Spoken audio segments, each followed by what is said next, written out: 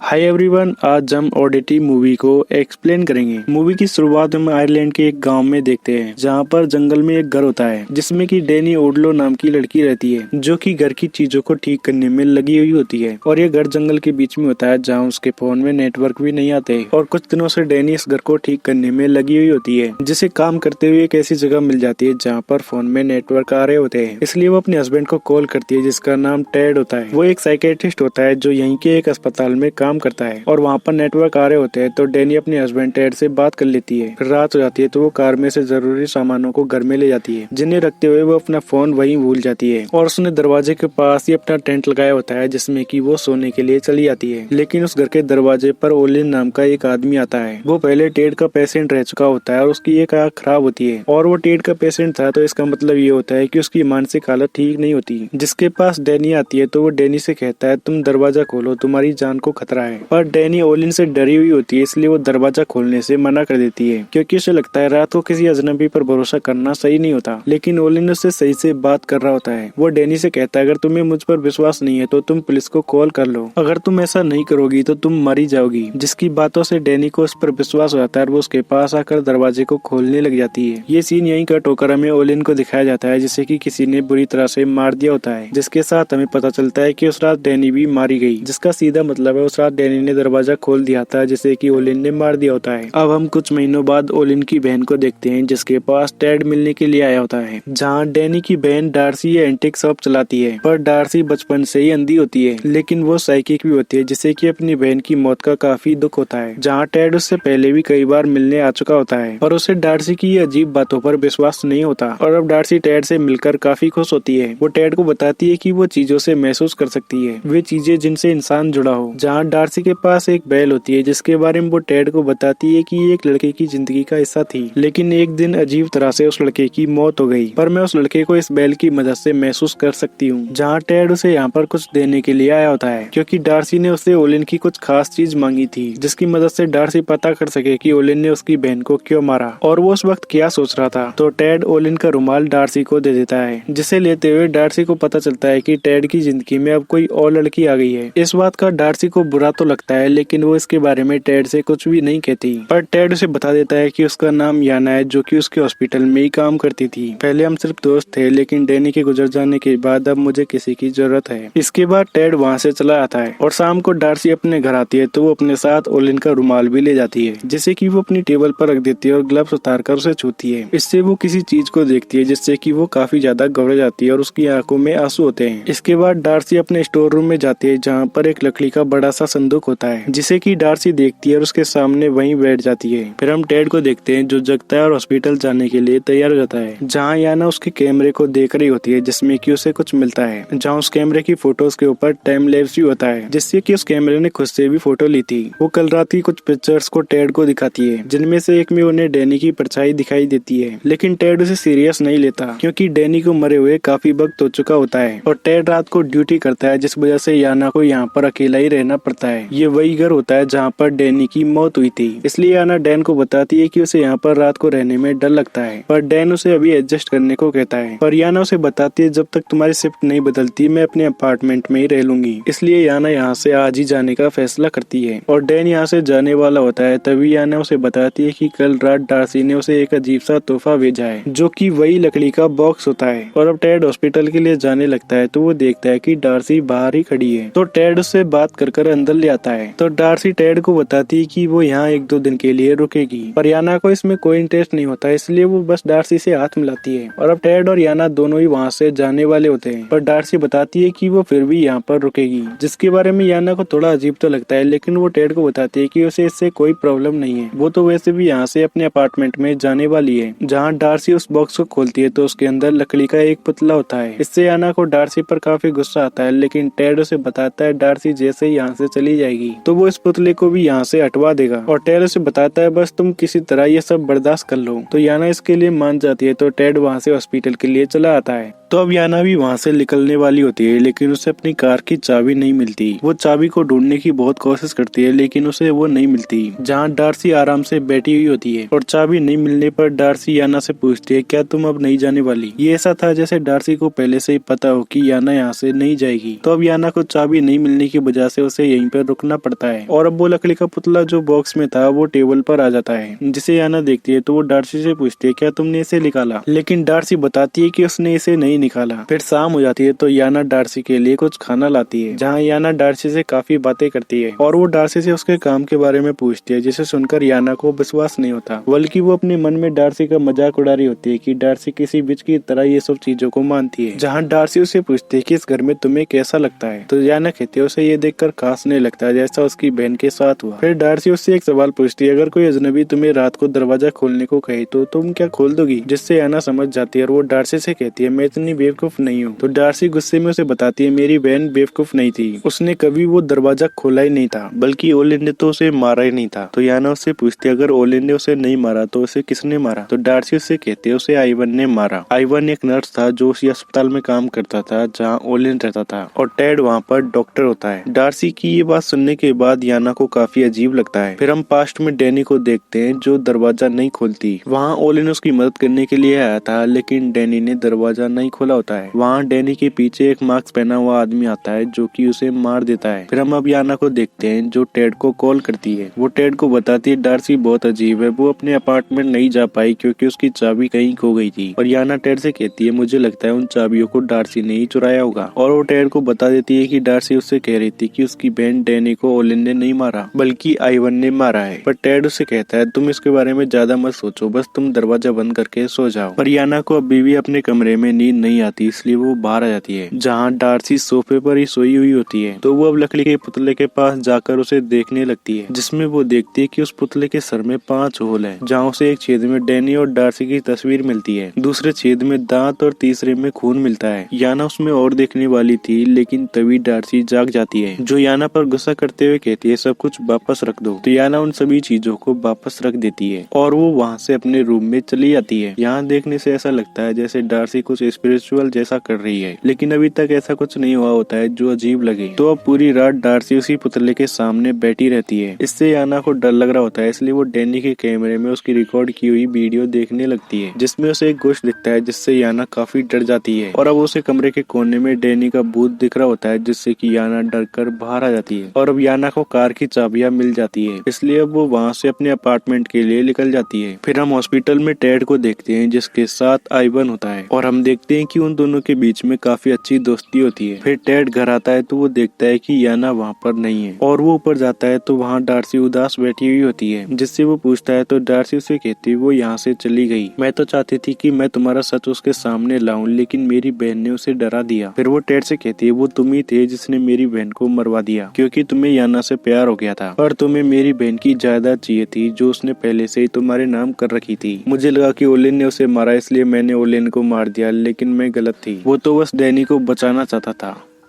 और अब वो टेड से कहती है, मुझे पता है तुम मुझे मारने के लिए किसी को भेजोगे, लेकिन अच्छा यही होगा कि तुम उस कातिल को मेरे पास भेजो। तो टेड उससे कहता है, आखिर तुम ऐसा सोच कैसे सकती हो? अगर तुम्हें मुझ पर शक है तो उस डिटेक्टिव से बात कर लेते हैं जो डैनी के केस पर काम कर रहा था। लेकिन डार्सी को टेड की बातों पर विश्वास नहीं होता, तो टेड जाते हुए कहता है, मैं अपना फोन यहाँ रख रहा हूँ, तुम उस डिटेक्टिव से बात करके इसके बारे में पूछ लेना, ताकि वो तुम्हें सारी बातें बता सके। जैसे ही ये फोन बजे तुम इसे उठा लेना। और फिर टेड उस फोन को रखकर वहाँ से चला जाता है। इसके अगले सीन में हम देखते हैं कि टेड आइवन के साथ होता है, जहाँ टेड आइवन के साथ डैनी को मारने का प्लान बना रहा होता है। और आइवन तो पागल और एक सनकी इंसान था, उसे ये सब करने में मजा आता था।